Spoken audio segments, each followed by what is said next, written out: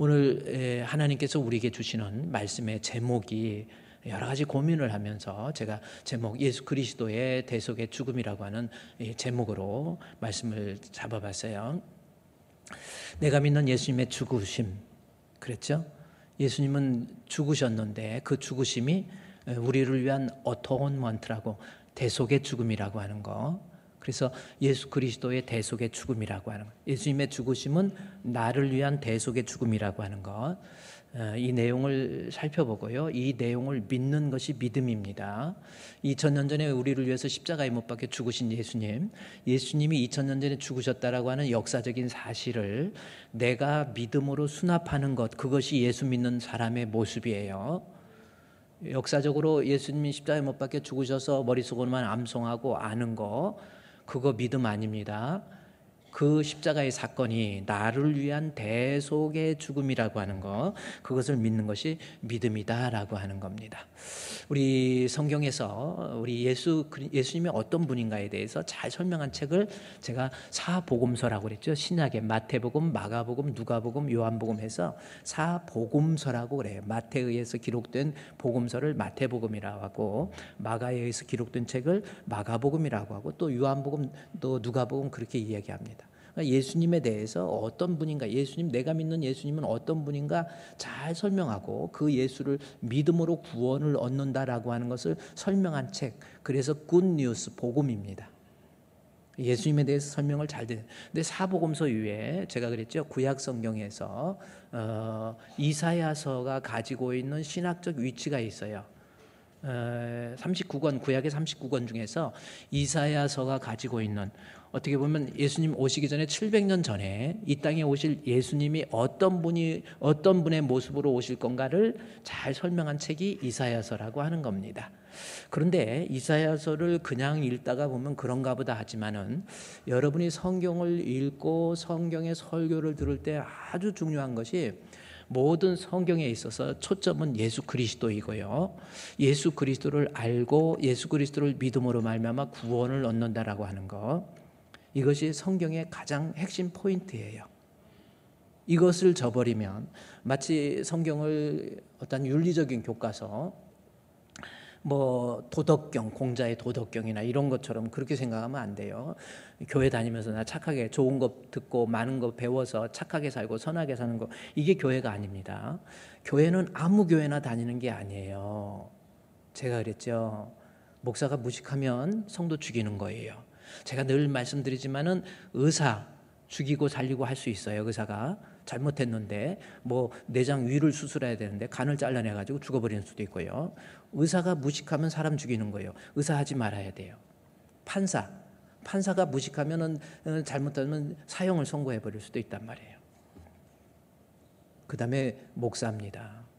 목사가 무식해가지고 성경 지 맘대로 해석해가지고 엉터리 방터리 이래가지고 듣기만 좋은 걸로 그럴듯하고 내 마음의 위로를 받는다, 그게 교회가 아니에요.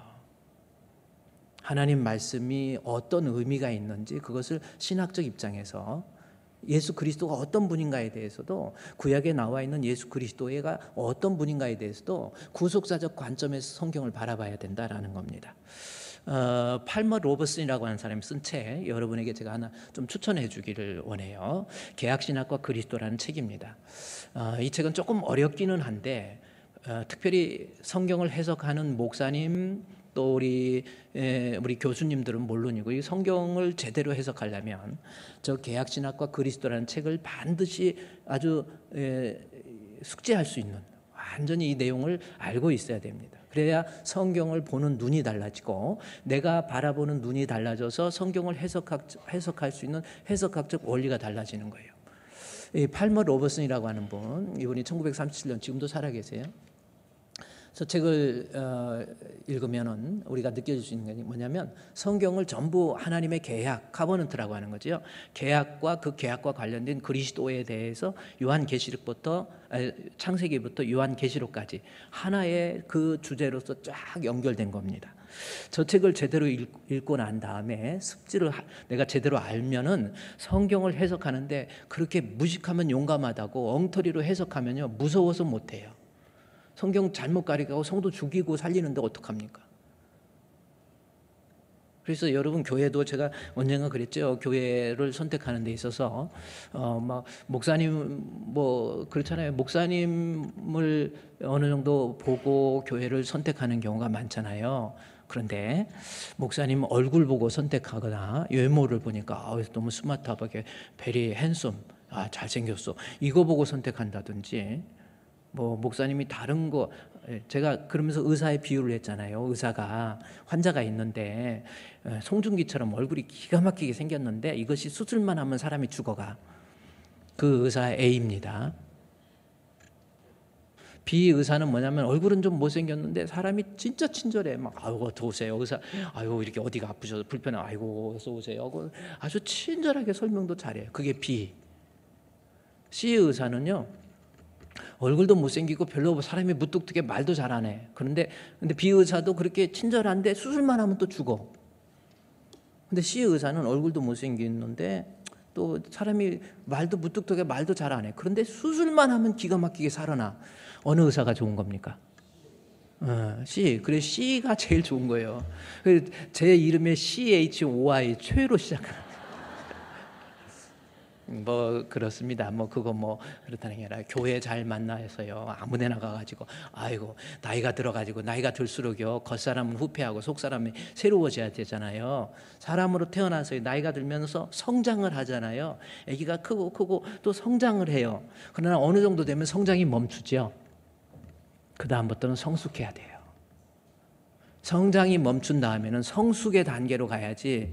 성장 멈췄더니 이게 나이가 들수록 이제 성장이 멈추면 겉사람 후패하는데 성숙이 안 돼가지고 이것은 더 나이가 들수록 막 성질만 불같아가지고 그러면 큰일 나요, 여러분.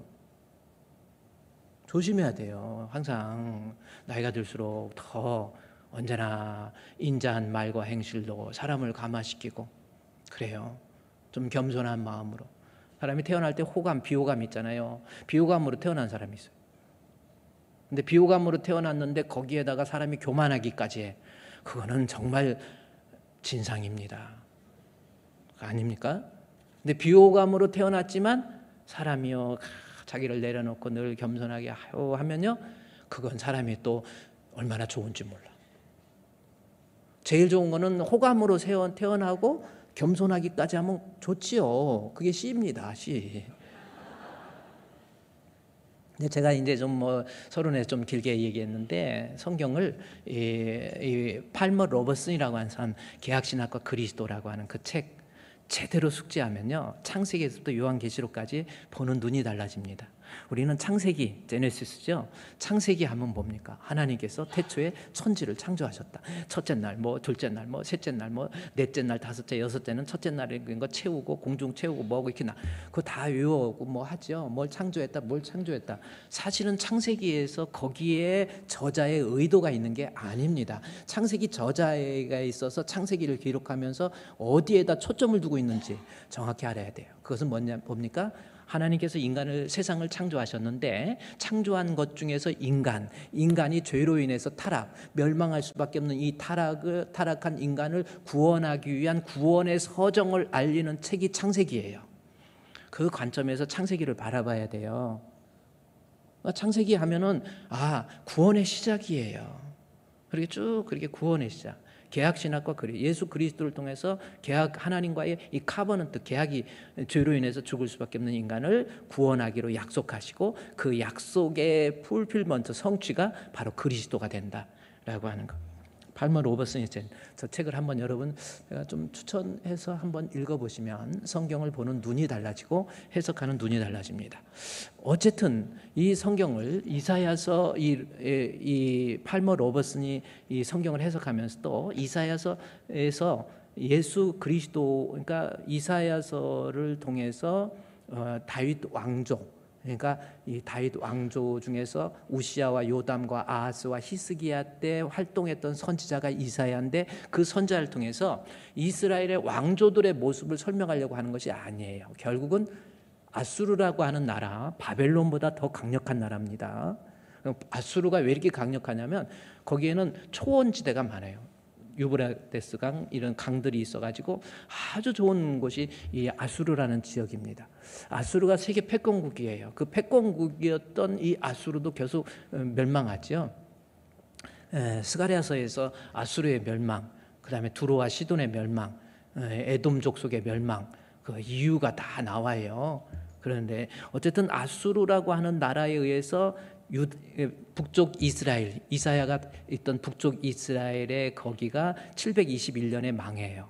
망해가지고 어렵고 힘들었던 이 유다 백성들의 그 괴로움, 이 문제를 놓고 성경에서 기록되어 있는데, 이 이사야서에서 핵심은 뭐냐면 그 어렵고 힘든 위기에서 그의 백성을 사랑하시는 하나님의 구원의 역사가, 제가 그랬죠, 구속사적 관점에서 어렵고 힘들다 이걸 바라보지 마시고 어렵고 힘든 가운데 그의 백성을 향한 하나님의 사랑과 긍휼로서 그의 백성을 구원하기 위한 메시아, 이것이 이사야서에서 말하고자 하는 가장 중요한 거예요. 그래서 메시아가 이 땅에 오시는데 이사야서 7장, 8장, 9장에서는 한 아들을 우리에게 주신 바 되었는데, 그래서 메시아가 아들로 온다고, 태어나는 아기로 온다. 이때 당시 유대인들에게는 이해가 안 가는 거예요. 아니, 메시아가 되려면, 우리를 구원해 주려면 이 아수르보다 더 힘이 있는 뭐 장수로 오든지 뭐야 좀 군인, 힘 있는 사람이 와야 되는데 아기가 태어나서 무슨 메시아가 되겠냐라는 거예요. 이때 유대인들, 이사야서를 보면서 유대인들의 마음속에서 계속 말도 안 돼. 그게 어떻게 메시아가 돼? 근데 우리 주님께서는 메시아에 대해서 아들로 이 땅에 오실 것을 예언을 해 주시거든요. 한 아들을 우리에게 주신 바 되었는데 그는 기묘자라, 모사라, 전능의 왕, 영원하신 하나님, 평강의 왕. 예수님에 대해서 그렇게 이야기를 해요. 그게 메시아라는 겁니다. 그러면서 예수님의 탄생에 대해서 얘기하다가 이사야서 52장 13절, 52장 13절부터 12절부터는 메시아의 어떤 고난받는 메시아의 모습을 설명을 해줘요. 그래서 이사야서 52장 12절부터 13절부터 52장 53장 12절까지는 예수님, 아가로 오신 예수님, 메시아, 그리고 그 메시아가 어떤 모습으로 그의 구원의 사역을 성취할 것인가라고 하는 것을 설명한 것이고, 이사야서 53장 4절, 5절, 6절은 이 땅에 오실 메시아 그리스도가 어떤 모습으로 그의 백성을 구원을 위한 구원의 성취를 이루어갈 것인가라고 하는 것을 설명한 진수 중의 진수가 이사야서 53장 4절에서 6절입니다. 4절에서 6절은 여러분이 암송을 해야 될 만큼 중요한 구절이에요. 자, 이사야서 53장 4절 6절을 제가 한 페이지로 이렇게 말씀드렸어요. 여러분 저 말씀 성경 외워야 돼요. 그는 실로 우리의 질고를 지고 해서 쭉 나온 내용입니다. 특별히 5절 6절은 반드시 외워야 돼요. 학교 다닐 때 선생님이 이거 외워와 그러니까 어떤 학생이 선생님은 외우세요 그랬는데 저 외워요. 그랬잖아요. 그만큼 중요한 이 구절이 이사야서 53장 4절에서 6절. 우리 예수님은 어떤 모습으로 그의 백성을 구원을 위한 사역을 완성할 것인가라고 하는 겁니다. 자, 예수님의 탄생에 있어서는 아가 예수로 오신다라고 하는 것, 메시아가 그런 모습. 그 다음에 예수님께서 이 구원의 성취를 위해서, 그의 백성의 구원의 성취를 위해서 예수님은 어떤 모습으로 오실 것을 얘기합니까? 거기에 제가 파란 글씨로 써놨죠. 고난을 당함으로 그의 백성을 구원한다라고 하는 것. 오실 메시아에 대해 700년 전에 예언을 해주시는 거예요. 700년 전에, 예수님 오시기 전에 700년 전입니다. 그래서 이 땅에 오실 예수님은 고난 당하는 거, 그래서 고난의 종으로서의 메시아입니다. 유대인들이 또 이해가 안 가죠. 아니 메시아가 되는데 무슨 고난이야. 승리, 트라이엄프, 승리, 개가를 울리고 승전가를 부르고 그게 메시아지. 무슨 고난을 당하고 연약하고 매맞고 십자가에 찢기시고 십자가에 못 박혀 죽고 이게 무슨 메시아야. 이스라엘 유다 백성들이 그때 당시에 아수르를 이겨낼 수 있는 메시아가 되려면 그렇게 연약한 존재가 되면 안 되는데 이렇게 생각한 거예요. 그러나 이 땅에 오실 메시아는 그러한 우리를 위한 고난을 통해서 그의 구원을, 그의 백성을 구원하신다라고 하는. 그래서 오실 메시아는 고난을 통해서, 십자가에 못 박혀 죽음을 통해서 우리의 구원을 이룬다라는 거죠. 근데 여러분 한번 생각을 해보세요. 이때 당시 유대인들은 이게 메시아가 되려면 고난 당하면 안 되지 생각을 했는데, 이 700년 전 이사야가 활동했던 700년 전보다 약 300년 앞서면 다윗이라고 하는, 그러니까 예수님 오시기 전에 2000년 전이죠. 지금 2000년 전에 1000년 앞이 다윗이라고 그랬죠. 그리고 다윗과 히스기야 왕 때까지는 약 300년의 차이가 있습니다. 이것은 역사적으로 나와 있는 내용이에요. 다윗이 예수님 오시기 전에 1000년 전에 이 땅에 오실 그리스도 메시아는, 구주는 어떤 모습으로 오실 것인가 라고 하는 것을 설명하는데, 그것이 시편 22편에서 설명을 해주고 있어요. 다윗의 고백입니다. 시편 22편 1절 말씀에서도 뭐라고 하냐면, 이 땅에 오실 메시아에 대해서 다윗이 시를 써요. 그 내용이 뭡니까? 내 하나님이여, 내 하나님이여, 어찌하여 나를 버리셨나이까? 그랬죠? 엘리 엘리 라마 사막다니, 라틴어입니다. 엘리 엘리 라마 사막다니. 이거 어디서 나와요? 예수 그리스도의 십자가에 죽으실 때 마태복음 26장에 나와 있는 말이에요. 그래서 마태는 26장에서 이 다윗의 고백을 끌어와서 차용해서 저것을 인용해서 사용하는 겁니다. 그러니까 예수님이 십자가에 못 박히시면서 엘리 엘리 라마 사막다니, 나의 하나님이여, 나의 하나님이여, 어찌하여 나를 버리셨나이까? 이 말씀을 보면 다윗의 1000년 전에 이 땅에 오실 메시아는 고난과 수욕과 멸시를 통해서 그의 백성을 구원할 메시아로 오신다라는 것을 1000년 전에 예언한 거예요. 시편 22편 6절 말씀에 보면요, 6절 여기 이제 시편 22편 6절 말씀에서 보면 나는 벌레요 사람이 아니다, 요 말씀이 나. 벌레요 사람이 아니다, 요 말씀이 나오는데, 이거 제가 이게 심야기도 때 여러분 나는 벌레라는 거예요. 근데 기분이 좀 그렇습니까? 사람이 아니문이다, 벌레라는 거예요. 벌레 같은 날 위해서 그 다음 절 말씀해 보십시오. 나를 구원하기 위해서 22편 7절의 말씀에 나를 보는 자가 비웃으고 입술을 삐죽이고 머리를 흔들고, 그러니까 조롱당하면서, 그러니까 이 땅에 오실 메시아가 고난의 종으로서 멸시와 천대 그리고 십자가에 막 뼈가 부러진다라고 하는 그 말씀이 나와요. 고난의 종으로서 우리 메시아에 대해서 뼈가, 22편 14절 말씀에 보면은 뼈가 부러진다, 뼈가 으스러진다, 이거. 내가 물같이 쏟아졌으며 내 모든 뼈는 어그러졌으며, 이 말씀이 나오죠.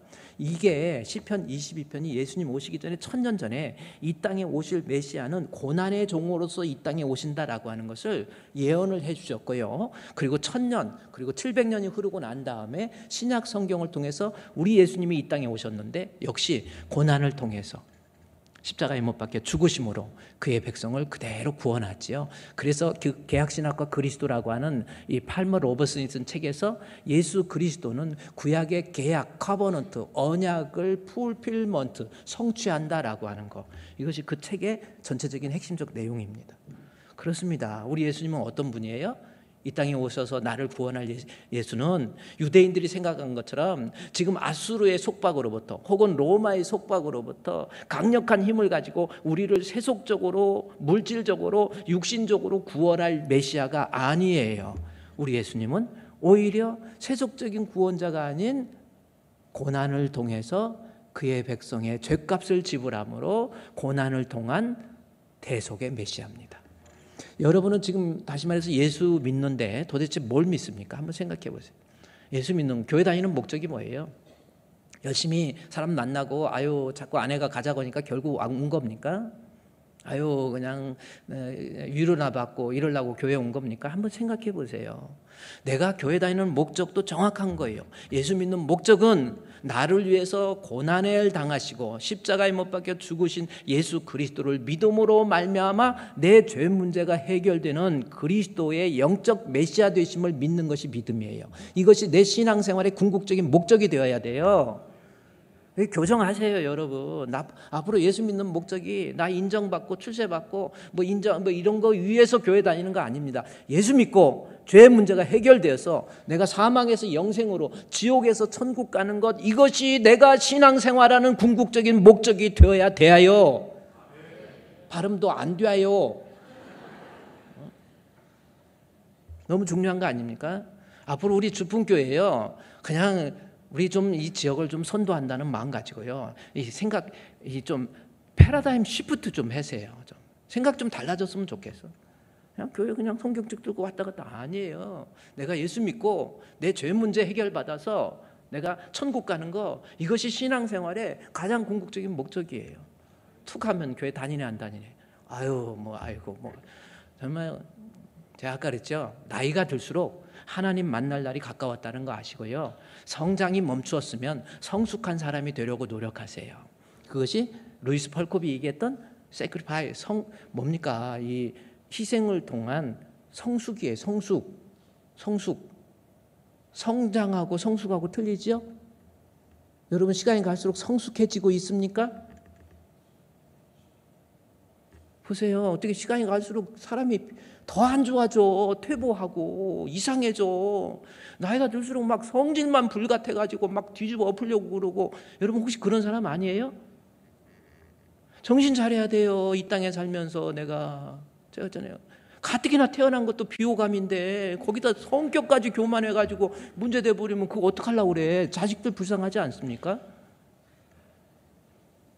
좀 비호감으로 태어났어도 겸손히 주를 섬길 때 괴로운 일이 많으나 구주여 내게 힘주사 잘 감당하게 하소서.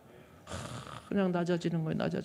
그게 아까요. 저기 아수르의 멸망에 대해서 이야기한, 지들이 힘 자랑하다가 결국 그 힘으로 그의 백성을 치는 악의 도구로 사용되거든요. 그러니까 당장 치니까 좋아져. 자기는 이긴 것 같죠. 악의 도구로 사용되면 안 돼요. 안장 쳐줬더니 사람이 변해가지고 막 사람 죽이는데 앞장서고, 여러분 그거 큰일 나. 그거에 대한 심판이 스바냐서의 내용입니다. 우리는요, 하나님 앞에 신앙생활하는 뭐 예수 그리스도는 나를 위한 대속의 죽음. 아멘.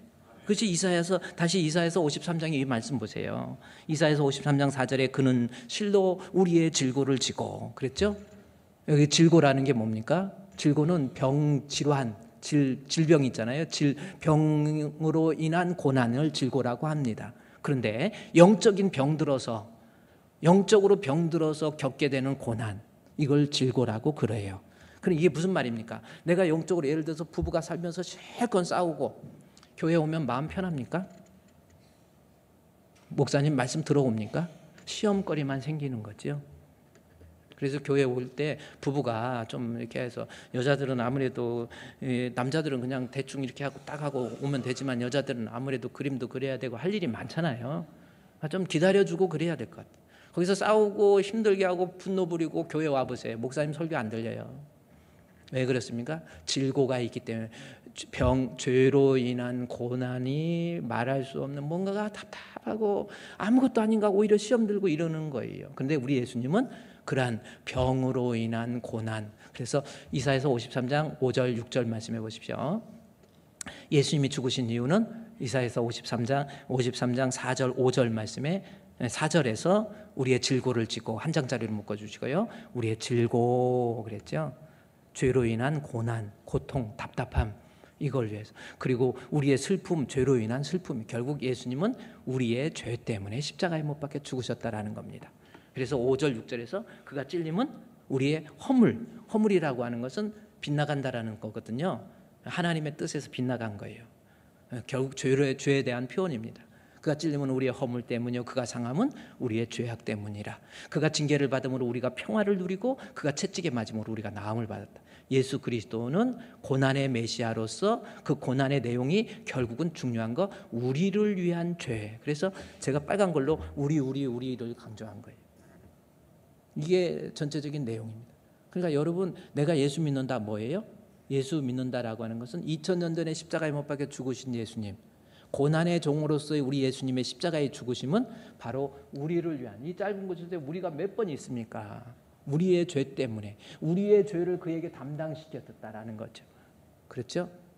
채찍이 막 우리가 나음을 받은, 우리를 위한 대속의 죽음이라고 하는 거, 이것이 이사야서 복음서에서 우리에게 이야기해 주는 내용이에요. 다시 정리해 보세요. 여러분, 예수님 2000년 전에 십자가에 못 박혀 죽으셨어요. 고난을 통한 그의 구원의 성취입니다. 근데 그 고난은 누구를 위한 고난이에요? 나를 위한 고난이라고 하는 겁니다. 이 말씀을요, 이제 바울이, 이제 시간이 흘렀죠. 700년 정도가 흐른 다음에 바울이 원래는 예수님 십자가에 못 박혀 죽은 것을 당연한 것으로 여겼고요. 잘 됐다. 그리고 살기가 등등해서 예수님을 그리스도라 이건 죽이러 다녔던 사람이 바울입니다. 그러나 그가 다메섹 도상에서 빛 가운데 현연한 우리 예수님을 만나고 난 다음에 예수님이 어떤 분인가 라고 하는 거, 로마서를 통해서 예수님은 어떤 분인가 정확히 얘기하죠. 우리 예수님은 나를 위한 대속의 죽음. 그래서 로마서 4장 25절, 제가 이제 4장 25절에 보면 예수는 우리가 범죄한 것 때문에 내어줌이 됐다라는 거. 내어줌이라는 것은 누가 내준 거죠. 그러니까 예수님의 십자가의 죽으심이 어떤 사회적인 봉규나 데모하다가 사회적으로 불만 가지고 있다가 그냥 이렇게 잡혀서 죽은 것이 아니라 스스로 자의적으로 아버지 하나님께서 내어주었다라는 겁니다. 왜 내어줬어요? 여기서 중요한 것이 우리가 범죄한 것 때문에 예수님은 십자가에 대신 못 박혀 죽으신 거예요. 그래서 로마서 4장 25절부터 5장 11절까지 말씀을 제가 한 장으로 아예 통 집어넣으면요, 바로 이 말씀입니다. 5장 11절까지 내용이. 그런데 4장 25절부터 우리 예수님은 분명한 거예요. 신앙이 이겁니다. 우리 예수님은, 바울은 나는 안 믿었는데 예수님의 십자가의 죽으심이 바로 강조하는 게 뭐예요? 이 성경 구절 속에 우리는 해가지고 우리는 어디서 노래 나온 것 같은데, 우리는 헬라버라르 그 송창식인가 뭔가, 우리는 해가지고 송창식이 우리는 막 그런 송창식이 생각나는데, 예수님의 십자가의 대속의 죽음은 여러분 이게 믿음이라니까요. 나를 위한 우리 계속해서 강조하는 건 나를 위한 대속의 죽음, 이것이 예수님의 십자가의 죽음, 이것이 믿음이라니까요. 여러분 믿음이라고 하는 것이 뭡니까? 2000년 전에 우리 예수님이 십자가에 못 박혀 죽었다는 역사적인 사실, 그거 믿으면 내가 의롭게 된다고 그랬거든요. 우리가 믿음으로 의롭다 하심을 받게 되잖아요. 근데 그게 상식적으로 이해가 갑니까? 2000년 전에 예수님이 십자가에 못 박혀 죽으셨어요. 역사적인 사실. 근데 그것을 믿으면 내 죄가 사함받아서 죄인인 나를 의인으로 인정해 준다. 이게 성경입니다. 이것을 받아들이는 것이 믿음이에요. 어떤 사람은 나는 상식적으로 이해가 안 가서 못 믿어요. 그런 사람이 있으면 말도 안 돼. 그게 말이 됩니까? 난 못 믿어요. 이런 사람이 있어요. 여러분, 인간의 상식을 극대화시키지 마세요. 인간의 과학을 극대화시키지 마세요. 별거 아니라는 겁니다. 뭐예요? 상식적으로 이해가 안 가. 그러니까 이해가 안 가서 못 믿겠다? 그러니까 그 사람은 뭡니까? 물고기 2마리와 보리떡 5개로 5,000명을 먹이는 사건이 성경에 나오잖아요. 물고기 2마리와 보리떡 5개로 어떻게 5,000명을 먹인대? 여자까지 포함하고 아이까지 포함하면 15,000명을 어떻게 먹인대? 과학적으로 상식적으로 이해가 안 가요. 물고기 2마리로 15,000명 먹이려면요, 그 어린 소녀가 도시락에 놓아있는 조기 새끼만한 큰 거 아니거든. 조그마한 거. 이걸로 5,000명 먹이려면은 10,000명 먹이려면 혓바닥 내 해갖고 닦아갖고 쭉 가도 못 먹여. 그러니까 성경 이해를 못해. 그러니까 안 믿어. 그 사람은 죽을 때까지 못 믿어요. 믿음은 그것이 아닙니다. 믿음은 내 뜻, 내 상식, 내 과학으로 이해가 가지 않는다 할지라도 이것이 하나님의 말씀에 기록되어 있으면 아멘.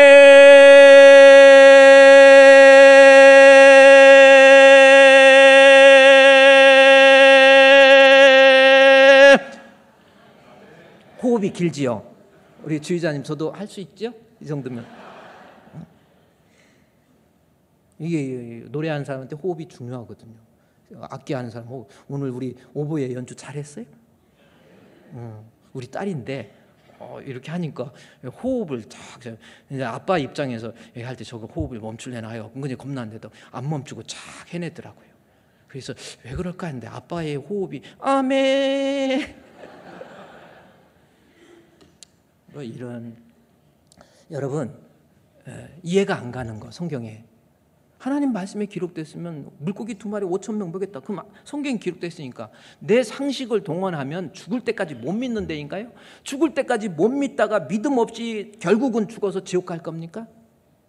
그리고 인간의 과학이 그렇게 대단한 게 아니에요. 성경에 기록됐으면 말이 안 되고 오해, 태초에 하나님이 천지를 창조하셨다. 그럼 아멘 하면 되는 거예요. 아멘 하면 믿어지는 거예요.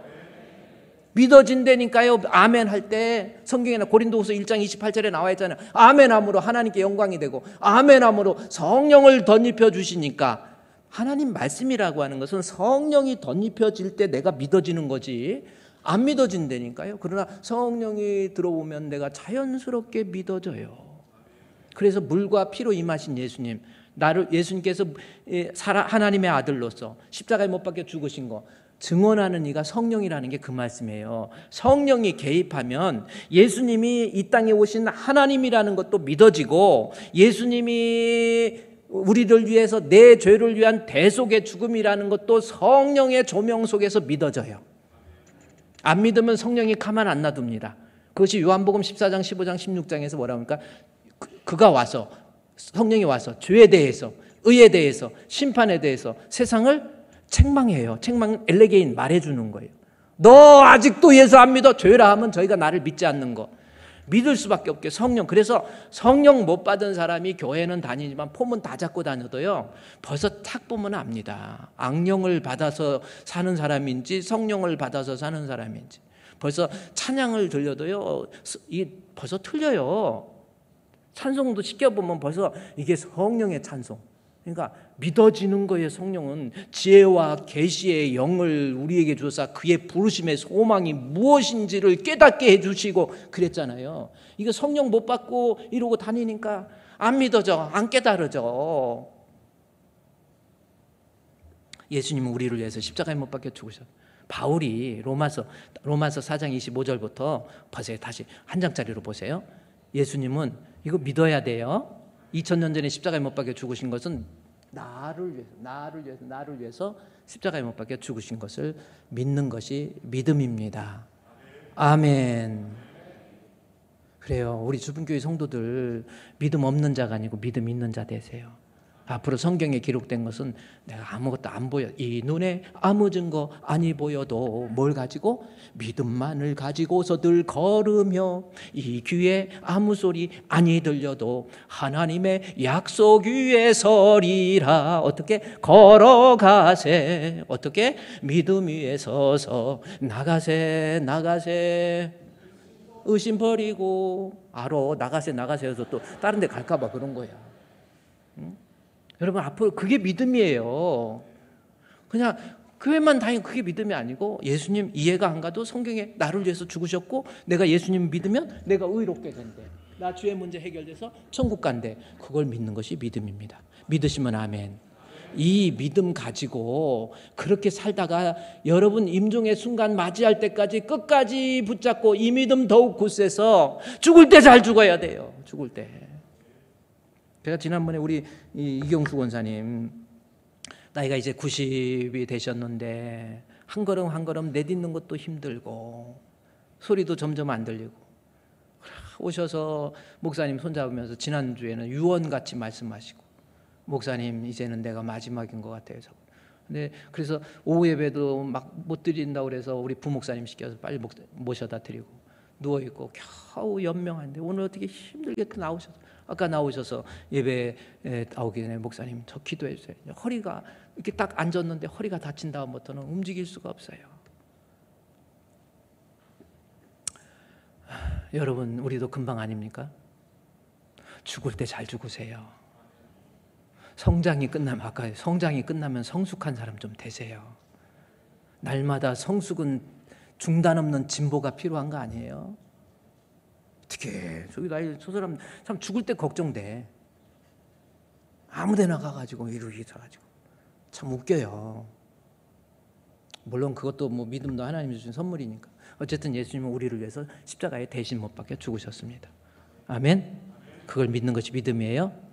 그런데 중요한 것, 오늘 본문을 이 로마서에서 바울이 예수님은 이사야서에 있는 말씀, 고난의 종으로서 나를 위한 대속의 죽음을 이야기하다가 예수님이 나를 위해서 죽으셨는데 나는 어떤 존재였는가, 이거부터 알아야 그 구속이 얼마나 값진가를 우리가 이해할 수 있는 거예요. 내가 어떤 존재였는지 너 자신을 알라. 이거 소크라테스가 한 말 정말 중요한 겁니다. 뭐 우리는 너 자신을 알라 그러면 네 주제 파악해 이런 뜻으로 아는데 그 뜻, 소크라테스의 그 철학에 있어서 그때 당시에 그리스의 사람들의 생각을 획기적으로 바꾼 말이 너 자신을 알라라는, 이쪽으로 예수님이 너 자신을 알라. 손가락 그렇게 가리켜 또 그래. 이게 무슨 뜻인 줄 아세요? 너 자신을 알라라는 게 무슨 뜻이에요? 주제 파악하라는 뜻이 아니에요. 네가 인간인지 동물인지 이거 좀 제발 깨달으라라는 것이, 인간인 것을 깨달으라라고 하는 겁니다. 이때 당시에 그리스 지역에 종들, 노예들이 있었잖아요. 이 사람들은 태어나면서 노예니까 그냥 노예처럼 이렇게 짐승처럼 살다가 그냥 죽는 거예요. 그를 향해서 주신, 그래서 소크라테스가 그것 때문에 죽은 거잖아요. 너 자신을 알라 그러니까 내가 노예인데 가만히 생각해 보니까 나 사람이지, 나 짐승 아니지, 나도 사람이잖아, 나도 이렇게 할 수 있는 그런 게 없나? 난 사람인데 해서 로마, 이 그리스 지역의 사회를 레볼루션, 획기적으로 바꿔버린 거예요. 의식을 바꿔줘 버린 거예요. 나도 사람인데 해서 노예들이 인간답게 살자, 인간답게 살자. 그래서 사회를 아주 기득권자들한테 이제 문제가 생기니까 소크라테스를 사회 혼란죄로 잡아서 결국은 죽인 거 아닙니까? 그러니까 인간이 내가 어떤 존재인가를 안다라는 것 대단히 중요한 거예요. 부부가 살면서도 자기 자신이, 인간의 휴먼이라고, 내 자신이 내가 한 거예요. 휴모티스라고 하잖아요. 원래 흙이라는 뜻이에요. 인간이 흙이지만 거기에 하나님이 부여해 주신 참된 지식과 의와 거룩이 들어있는 것이 우리 인간이에요. 우리 인간은 누구나 다 똑같고 평등한, 남녀 평등 다 사람은 하나님 앞에 존귀한 자예요. 그래서 함부로 사람한테 공격하거나 원수 갚으려고 하지 마세요. 다 하나님의 형상을 진 아주 중요한 존재라고 하는 겁니다. 그런데 우리 예수님이 나를 위해서 십자가에 못 박혀 죽으셨다. 꼭 십자가에 못 박혀 죽으셔야 되는지, 그러면 나는 어떤 존재였는지 이걸 알아야 됩니다. 다시 한 장짜리로 볼까요? 로마서 5장 4장 25절에서 예수는 우리가 내 죄 때문에 죽으셨는데 나는 어떤가? 여기 6절 말씀에서 보면 우리가 아직 연약할 때 예수님이 나를 위해서 죽으셨어요. 나는 어떤 존재예요? 내가 연약한 존재. 또 하나는 뭐가 있습니까? 8절 말씀에 보면은 우리가 아직 죄인 되었을 때, 연약할 때, 죄인 되었을 때, 또 하나는 뭐가요? 우리가 아직 원수 되었을 때.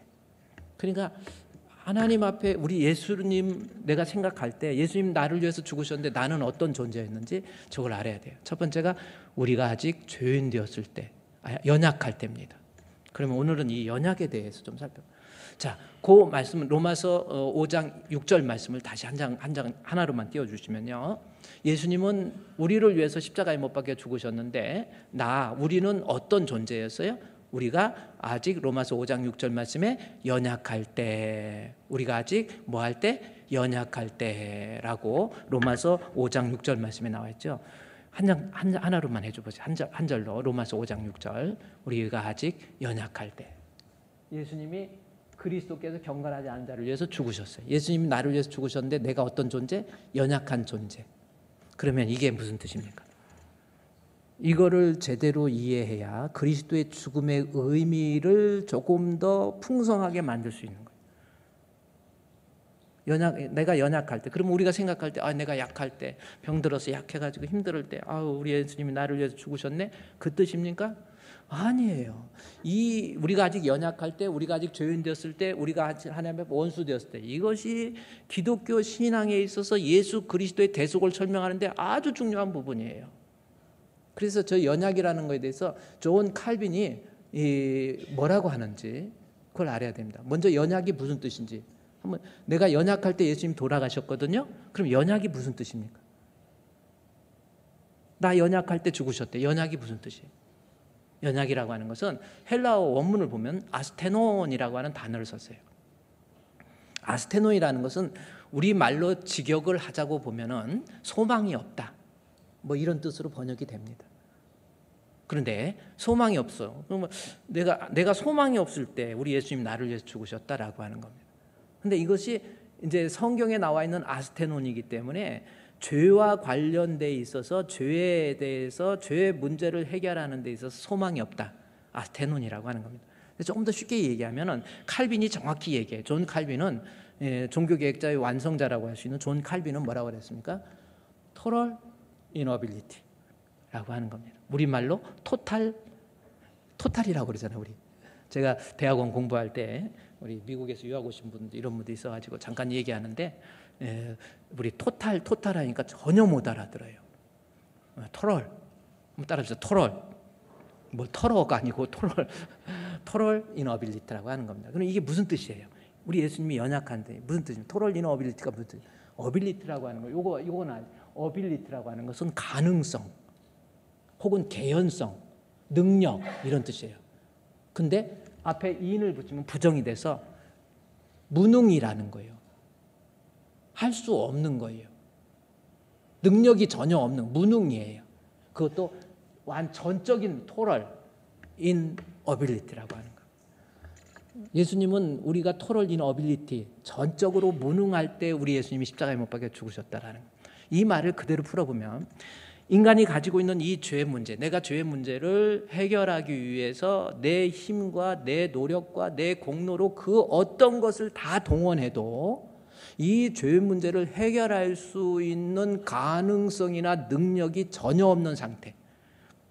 결국 죄 때문에 죽어야 되는 거예요. 전혀 가능성이 없는데 해결할 방법이 다른 게 없어요. 뭐 죄라고 하는 것을 없애기 위해서 에레미야 2장 22절 말씀에서 뭐라고 하는지 아세요? 우리 인간의 여러분 죄 없애려는데 어떻게 할 거예요? 그래서 표현합니다. 주 여호와의 말씀이니라. 내가 잿물로 스스로 씻으며, 잿물이 뭐예요? 비누 개통. 옛날에 비누, 다이알 비누나 이런 거 나오기 이전에 잿물이 있었어. 잿물로 세척을 했어요. 그래서 잿물 하면은 세척이 아무것도 없는 상태에서 잿물이 나오니까 세척이 됐어요. 죄의 문제를 잿물로 스스로 씻는다. 그런다고 죄가 없어지냐는 거예요. 아니, 잿물보다 수십 배 더 좋은 화학 비누. 뭡니까? 한두 개 비누가 아니라 허다한 수많은 많은 비누를 쓴다 할지라도 죄의 문제는 인간이 해결할 수 없어요. 이게 납니다. 죄의 문제를 내가 해결할 방법이 전혀 없는 거예요. 어떤 방법으로도 이 죄 문제는 해결할 방법. 그래서 수다한 비누를 쓸지라도 죄의 문제는 해결할 방법이 그래서 죄의 문제를 해결하기 위해서 여러분 원자폭탄을 터뜨린다고 죄 문제가 해결됩니까? 제가 그랬죠. 어떻게 이 죄를 죄 어떻게 해결할 거예요? 한번 생각해요. 뭐 어떤 옛날에는 이 있잖아요. 이가 참 많았어. 저 어렸을 때는 막 내복 같은 데 입으면 사이에 이가 껴갖고 막 가려워가지고 막 이가 사람 핏바람 먹잖아요. 그러면 그 이를 갖다가 이 손톱으로 탁 쥐면서 막 사냥을 하듯이 이것이 내 피를 먹었구나 해갖고 막 원수 감듯이 해갖고 이렇게 해서 이가 죽어요, 살아요? 죽지. 여기 손톱에 피가 이렇게 나는데 안 죽어? 죽지요.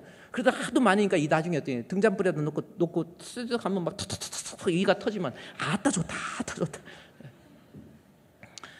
그래요. 뭐 이렇게 눌러가지고 없앨 수 있는 것도 아니고 피를 죽여서 죄의 문제는 해결할 수가 없다라는.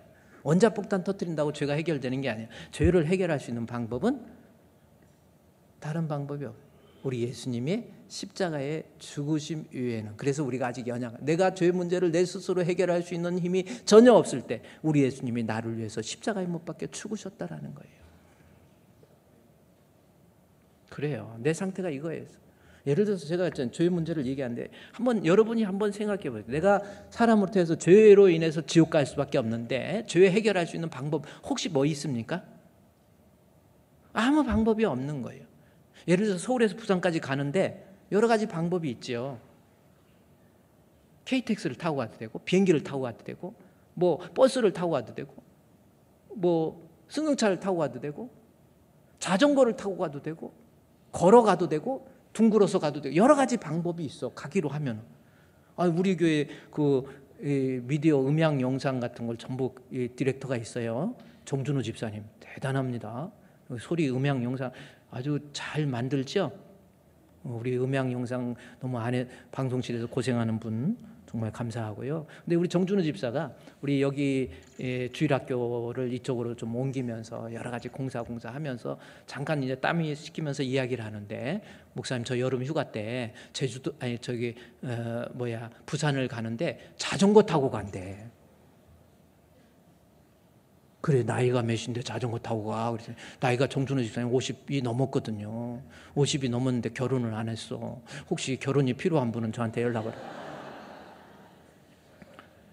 자전거 타고 간다는 거예요. 그래서 생각해 보니까 그래요. 서울에서 부산까지 가는 길이 아니 안 되면 자전거라도 가는 거야. 방법이 자전거도 있고 기차도 있고 여러 가지 있어. 근데 죄의 문제는 해결할 수 있는 방법이 없어요. 그래서 우리 예수님이 나를 위해서 십자가에 못 박혀 죽으시면 우리가 아직 연약할 때에 그러다 보니까 죄의 문제를 인간이 해결할 수 없으니까 로마서 5장 6절 말씀해 보십시오. 사람이 절망 상태에 빠져버리는 겁니다. 그래서 지 맘대로 이제 경건하지 않는 모습으로 나타나는 거예요. 어차피 죄져서 나는 이제 뭐 하나님 앞에 방법이 없고 그러니까 패역한 백성이 되어서 방탕에 방임하면서 그리스도에게 그같이 배우지도 않았는데 거짓과 에베소에 나오는 거예요. 거짓과 그다음에 분노와 그다음에 악한 말과 뭐 이런 거 나오는 거 아닙니까? 악독과 괴율과 외식 이런 모습이 막 나오는 거예요. 왜냐하면 포기해버린 거예요. 죄에 대해서 해결할 방법이 다른 방법이 없으니까. 그런데 우리 예수님이 나를 위해서 십자가에 못 박혀 죽으셨다라는 거예요. 그래서 5장 6절 바로 위에 예수 그리스도의 십자가의 죽음에 대해서 난 도저히 살 수 있는 방법이 없었는데 나 같은 자를 위해서 우리 주님께서 5장 5절 말씀에 보면은 그의 사랑을 물 붓듯이 부어주셨다. 마음에 부어주셨다. 이거 저는 이 말씀을 읽으면서 정말 예수님이 나를 위해서 부어주셨다는 느낌이 있습니까? 나 같은 거 살리기 위해서 우리 예수님께서 사랑을 물 붓듯이 부어주신 거예요. 아닙니까? 한번 생각해 보세요. 내가 방법이 없었는데 나를 살 수 있는 길을 제공하기 위해서 십자가에 못 박혀 죽으셨으니 이거야말로 하나님 크신 사랑은 증량다 못하며 영원히 변치 않는 사랑 성도여 찬양하세. 그 고백이 나오는 거 아닙니까? 사랑의 감격이 있습니까? 내가 어떤 상태였는데 아무런 희망도 없고 소망도 없고 경건하지 않게 내 맘대로 살았던 나 포기하면서 살았는데 하나님께서 나 살리기 위해서 우리 예수님이 대신 십자가에 못 박혀 죽으시다니 주여 감사합니다. 고맙습니다. 이게 신앙이라니까요. 그러니까 살아가면서 이 감사나 고백 이런 것들이 고백이 막 묻어나는 거예요. 여러분 사람이 암이 걸렸다 그러면은 아주 충격이 있죠.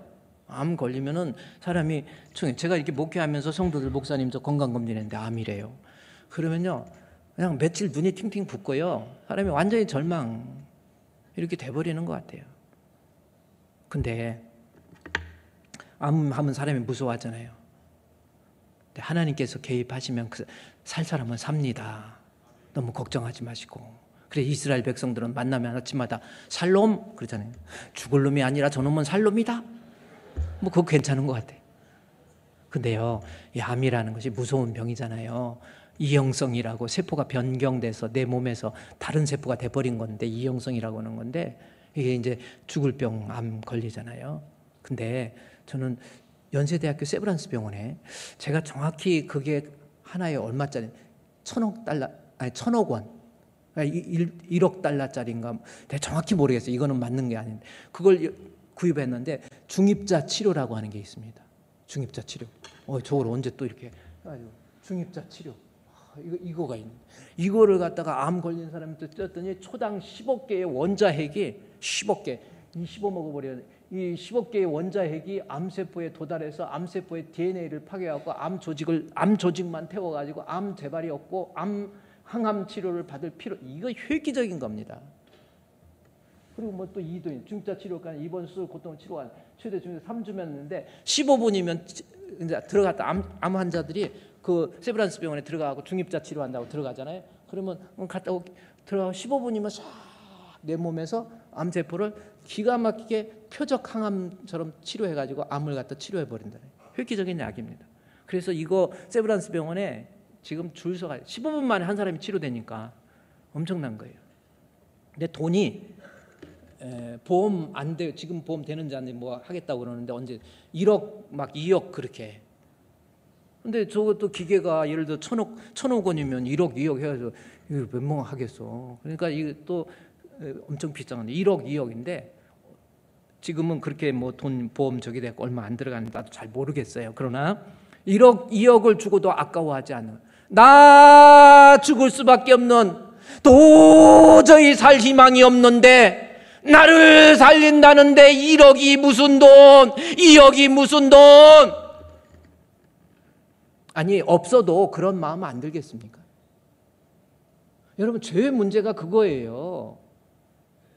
나는 도저히 죄의 문제 해결할 수 없는데 우리 하나님께서 나를 위해서 우리 예수님이 십자가에 대신 못 박혀 죽으심으로 우리 하나님의 사랑, 아까 5장 5절 말씀 너무 귀한 말씀, 하나님 사랑이 나 같은 건 뭔데 부어주셔. 저는요 우리 마음에 부원받음이니, 제가 성경을 읽다가 예수님 나를 위해서 죽으셨는데 소망이 우리를 부끄럽지 아니함은 소망 없는 나였잖아요. 에스테논 소망이 없는데 우리에게 주신 성령으로 말미암아 하나님의 사랑이 나에게 부어주신 거예요. 제가 이 설교 준비하면서 그때 하나님 크신 사랑은 측량다 못하며 영원히 변치 않는 사랑 성도여 찬양하세. 앞에 보니까 그 크신 하나님의 사랑 말로 다 형용 못하네. 저 높고 높은 별을 넘어 이 낮고 낮은 땅 위에 죄범한 영혼 구하려 그 아들 보내사 화목제물 삼으시고 죄 용서하셨네. 하나님 크신 사랑은 측량 다 못하며 영원히 변치 않는 사랑 성도여 찬양하세. 오늘은 여기까지예요. 여러분 믿음이 뭡니까? 예수님 나를 위해서 십자가에 고난당하시고 십자가에 못 박혀 죽으셨어요. 예수님의 죽으심은 나를 위한 대속의 죽음입니다. 아멘. 근데 나는 어떤 존재였습니까? 아무런 소망이 없어. 이 죄 문제 해결할 방법이 없어. 토럴 이너빌리티. 그런데 우리 예수님 죽으심으로 나를 살려주셨어요. 우리 그 자리에 일어나셔서요 하나님 앞에 한번 기도하세요. 나 같은 것 위해서, 나 살리기 위해서 십자가에 못 박혀 죽으신 예수님 감사합니다. 이것을 믿는 것이 믿음인데 성령의 증언을 통해서 성령의 충만함을 주셔서 이 믿음 굳건하게 주시옵소서. 자신의 존재를 기억하면서 기도하도록 하겠습니다. 하나님 아버지, 우리를 부르신 그 은혜 앞에서 오늘도 이 자리에 하나님 우리의 죄인됨을 고백, 하나님의 크신 사랑을 우리 스스로 만들어낼 수 하나님 없는 감사합니다. 그 사랑으로 나는 구원을 멸망할 알게 하여 수밖에 없어. 주시옵소서. 나는 죽을 수밖에 아버지 없는 우리는 죄인.